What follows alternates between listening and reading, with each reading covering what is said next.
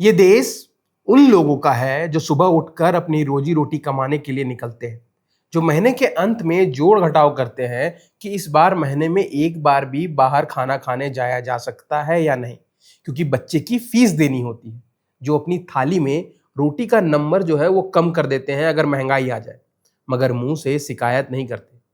यही इस देश की जनता की शायद सबसे बड़ी कमजोरी है कि वो सहती है, पिसती है, मगर आवाज नहीं उठाती। और सरकारें इसी खामोशी को अपनी ताकत समझती है, इसी सब्र को अपनी लाइसेंस बना लेती है, और जब मन में जो आता है वो करती है। इसी का नतीजा है कि 19 किलोग्राम के कमर्शियल सिलेंडर की कीमत में वो 994 रुपए की वृद्धि की गई है। नई कीमत 3,315 रुपए होगी, जबकि पहले 2,321 रुपए थी। चुनाव खत्म होते ही सरकार का असली चेहरा बाहर आ गया। वेस्ट बंगाल के इलेक्शन का दूसरा फेज खत्म हुआ है, और अगले ही दिन देश के लाखों छोटे दुकानदार, ढाबा वालों को सरकार ने इतना बड़ा झटका दे दिया। और ये इनडायरेक्टली हर आम आदमी की जेब पर ऐसा वार है जिसने एक बार फिर ये सवाल खड़ा कर दिया कि आखिर भारत में चुनाव जनता के लिए होते हैं या जनता को मैनेज करने के लिए। तो आज इसी मुद्दे पर इस लॉजिकल के वीडियो में बात करते हैं। 29 अप्रैल को जैसे ही पश्चिम बंगाल विधानसभा चुनाव का दूसरा और आखिरी चरण खत्म हुआ, जैसे ही वोटिंग मशीन बंद हुई, जैसे ही जनता ने अपना फर्ज अदा कर दिया, उसके अगले ही दिन सरकार ने सिलेंडर के दाम बढ़ा दिए। यानी वो जनता जो अभी अभी ईवीएम के सामने खड़ी होकर अपना भरोसा जाहिर करके आई थी, उसे पूरी बेशर्मी के साथ ये संदेश दे दिया गया कि तुमने अपना काम कर दिया है, अब हम अपना काम करेंगे। और ये तो जग जाहिर है कि इस देश में जनता की रसोई से ज्यादा जरूरी चुनावी गणित है, और आम आदमी की थाली से ज्यादा कीमती है सत्ता की कुर्सी। और मैं ऐसा इसलिए कह रहा हूं क्योंकि जब बंगाल में वोटिंग हो रही थी, जब असम में, केरल में, तमिलनाडु में मतदाता लाइन में खड़े थे, तब सरकार के प्रवक्ता टीवी चैनलों पर चमचमाती रोशनी में बैठकर पूरी दुनिया को बता रहे थे, देखो पाकिस्तान में कितनी महंगाई है, देखो अमेरिका में गैस कितना महंगा है, देखो यूरोप में क्या हाल है। मानो भारत के आदमी को पाकिस्तान की महंगाई से पेट भर जाता है, मानो अमेरिका के दाम सुनकर उसको सुकून मिलेगा।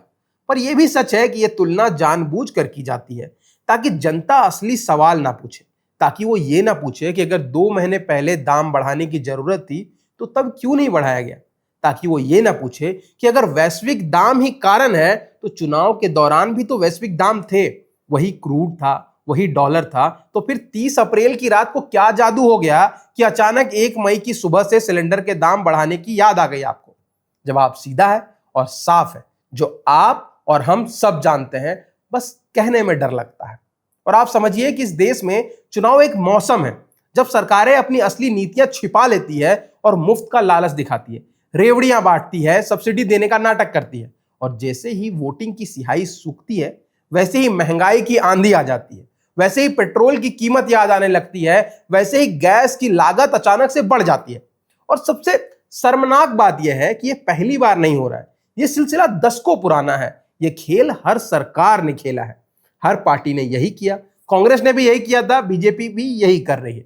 मगर इस बार बात सिर्फ महंगाई की नहीं है, इस बार बात उस अहंकार की है जो इतना बेशरम हो गया है कि दाम बढ़ाने के लिए चुनाव परिणाम आने का इंतजार भी नहीं कर रहा है। 4 मई को नतीजा आना था, मगर 1 मई को ही हिसाब बराबर कर दिया गया। यानी ये सरकार ये भी नहीं छुपाना चाहती कि वो क्या कर रही है, और हमारे सेवक जनता को इतना कमजोर समझते हैं, माने वो खुलेआम कह रहे हैं कि चुनाव अब खत्म हो गया है, अब झेलो।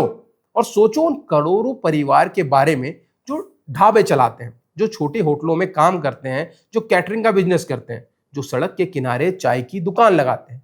इन सबके लिए कमर्शियल सिलेंडर का 994 रुपए बढ़ना मतलब उनकी रोजी रोटी पर सीधा चाकू से हमला करना। एक चाय वाले की सोचो जो पहले लगभग 2000 में सिलेंडर खरीदता था, अब 3000 से ऊपर देकर सिलेंडर खरीदेगा, मतलब उसे हर कप चाय पर ज्यादा खर्च आएगा। अब या तो वो चाय महंगी करके बेचे या घाटे में काम करे। और हम सब जानते हैं कि इकोनॉमी का एक नियम है, जैसे ही दाम बढ़ते हैं उसके डिमांड कम हो जाती है। अब कुछ लोग ये भी कह रहे होंगे कि अरे भाई कमर्शियल सिलेंडर जो है वो महंगा हुआ है, डोमेस्टिक नहीं। लेकिन आप समझिए कि यही तो सबसे बड़ा खेल है। सरकार जानती है कि अगर डोमेस्टिक एलपीजी महंगा करेगी तो मिडिल क्लास सीधे सीधे नाराज हो जाएगा, इसीलिए उन्होंने इनडायरेक्ट रास्ता चुना है। कमर्शियल सिलेंडर महंगा करो, फिर रेस्टोरेंट दाम बढ़ाएंगे, ढाबे दाम बढ़ाएंगे, चाय महंगी होगी, किराना महंगा होगा, मतलब ऑफिशियल नहीं लेकिन प्रैक्टिकली पूरा देश इन्फ्लेशन को झेलेगा। आप चाय पीने जाएंगे, रेट बढ़ा मिलेगा, ऑफिस कैंटीन में खाना महंगा मिलेगा, स्ट्रीट फूड वाले एक्स्ट्रा चार्ज करेंगे, लेकिन टीवी पर आपको बताया जाएगा कि डोमेस्टिक एलपीजी तो सेम है। यानी टेक्निकली जो ट्रुथ है उसके पीछे प्रैक्टिकल लाइट छिपा हुआ है। और ये पाकिस्तान की हालत खराब वाला नैरेटिव तो अलग ही है। हर बार हर बात पर पाकिस्तान आ जाता है। पर एक बार सोचिए, क्या भारत की जनता ने वोट इसीलिए दिया था कि उनकी तुलना हमेशा एक फेल कंट्री से की जाए? और इंडियन सिटीजन की जो उम्मीद है वो क्या इतनी लो हो चुकी है कि अगर हम पाकिस्तान से थोड़े बेहतर हैं तो हमको सेलिब्रेट करना चाहिए? जनता पूछ रही है कि प्रधान जी, आपने जो प्रॉमिस किया था ना अच्छे दिन का, इन्फ्लेशन को कंट्रोल करने का, वो कहां गया?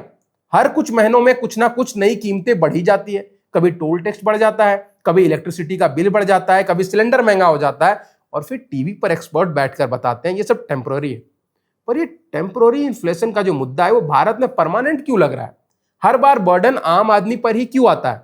कॉर्पोरेट लोग प्रॉफिट बढ़ाते जा रहे हैं, गवर्नमेंट का टैक्स कलेक्शन भी बढ़ता जा रहा है, लेकिन मिडिल क्लास और लोअर मिडिल क्लास हमेशा सेक्रीफाइस मूड में क्यों रहता है?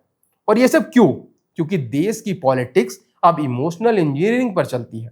इलेक्शन के समय आपको रिलीजन दिखाया जाता है, नेशनलिज्म का चूरा चटाया जाता है, पाकिस्तान दिखाया जाता है, लेकिन आपके किचन का सिलेंडर, आपकी ईएमआई, आपके बच्चे की स्कूल की फी, आपके ग्रोसरी का बिल, इन सब पे कोई सीरियस डिस्कशन कहीं नहीं दिखता है। और आप ये समझिए कि जब डेमोक्रेसी में इकोनॉमी सेकेंडरी हो जाता है तब गवर्नमेंट को कॉन्फिडेंस आ जाता है कि जनता जो है वो सब भूल जाती है। आज कमर्शियल एलपीजी 3000 के पार पहुंचा है, कल कुछ और बढ़ेगा और फिर से कहा जाएगा कि ग्लोबल सिचुएशन ऐसी है। लेकिन सवाल यही है कि ग्लोबल सिचुएशन सिर्फ जनता के जेब पर ही क्यों उतरती है? आप कभी मिनिस्टर साहब की जो लग्जरी है उसको कम क्यों नहीं करते हैं?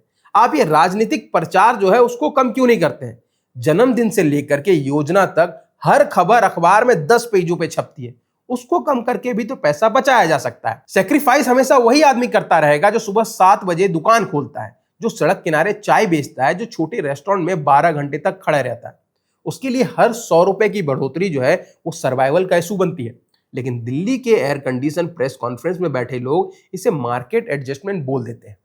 उससे भी ज्यादा पेनफुल बात यह है कि जनता को अब कोई शौक ही नहीं लगता है, क्योंकि लोग मेंटली इतने ट्रेन हो चुके हैं, उनको पता है कि इलेक्शन के बाद कुछ ना कुछ महंगा तो होगा ही।